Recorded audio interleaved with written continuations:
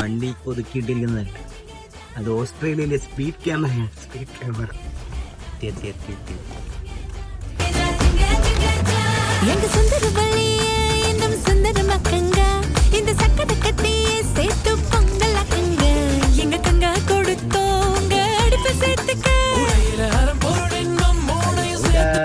Pet friendly quality സാധനം നോക്കുകയാണെങ്കിൽ ഞങ്ങളുടെ ചോയ്സ് ഈ ഷോപ്പിംഗ് മാർക്കറ്റാണ്. ആൽറ്റിക്ക ഒരു സാധനം കിട്ടിയില്ല, അപ്പൊ നമുക്ക് ആ സാധനം കിട്ടാൻ നമുക്ക് അടുത്തൊരു സൂപ്പർ മാർക്കറ്റിൽ പോവാം.